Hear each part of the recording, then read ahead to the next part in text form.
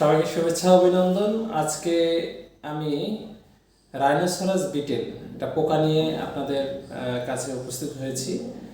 তো rhinoceros betel এই পোকাটি কিন্তু আপনার আফ্রিকায় এর উৎপত্তি। তাহলে বাংলাদেশে কিভাবে আসলো? এটা আপনারা অবশ্যই আমার কমেন্ট বক্সে আপনারা অবশ্যই এর উত্তরটা দেবেন। তো রাইনোসরাস বিটেল এটা লার্ভাল অবস্থায় কিন্তু পাম গাছের ক্ষতি করে, পাম অর্থাৎ খেজুর গাছের ক্ষতি করে থাকে। আর পূর্ণাঙ্গ পোকা যেটা রাইনোসরাস বিটেল, আমি পোকার কালেকশন নিয়ে আসছি, দেখেন এই যে রাইনোসরাস বিটেল। তো রাইনোসরাস বিটেল, রাইনোসরাস নামটা হওয়ার কারণ কি?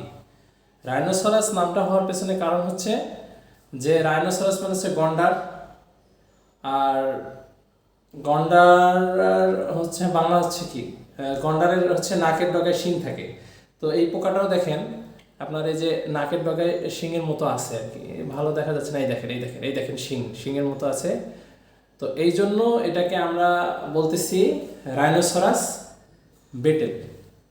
ঠিক আছে, এর উৎপত্তি স্থল কিন্তু আফ্রিকা মহাদেশে, যেমন আমি এই যে করে রাখছি আর কি, এই আফ্রিকা মহাদেশে এর উৎপত্তি। মূলত এটা পাম গাছে আক্রমণ করে, পাম গাছ, তাল, পাম, তারপরে খেজুর, হ্যাঁ, এই জাতীয় গাছে কিন্তু আক্রমণ করে। লার্ভাল স্টেজে বেশি আক্রমণ করে, লার্ভা অবস্থাতে ফসলের বেশ ক্ষতি করে। আর পূর্ণাঙ্গ মত, এটা আমাদের নিয়ন্ত্রণের উপায় কি?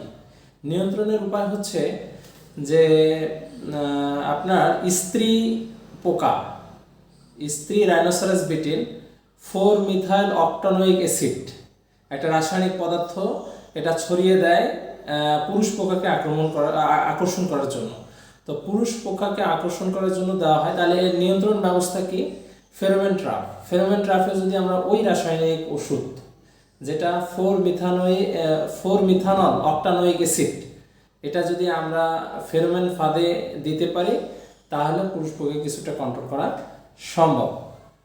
তো আজকে আচ্ছা, এখন আমরা দেখি এই যে পাম গাছের একটা ছবি আপনাদেরকে দেখাচ্ছি।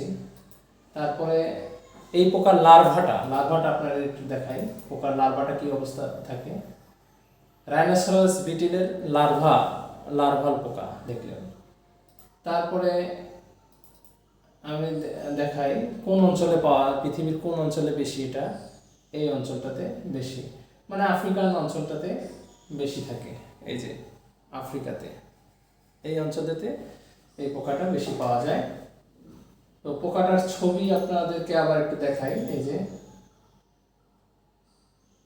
তো এটার আসলে অনেকগুলো জাত আছে, আফ্রিকান রাইনোসরাস বিটেলও আছে, আবার অ্যারাবিয়ান রাইনোসরাস বিটেল আছে। যেমন আফ্রিকাতে আমাদের খেজুর বাগানে কিন্তু এই পোকাটা বেশি হয়।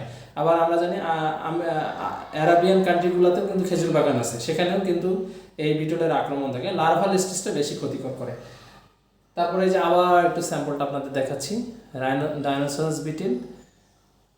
এবং এটা রাইনোসরাস বিটেল নামকরণ হচ্ছে ওটার কারণে যে গন্ডারের নাকের মতো ওই যে শিং থাকে, এই বিটেলেরও নাকে এরকম শিং থাকে, এই জন্য এই নামকরণটা। ধন্যবাদ সবাইকে।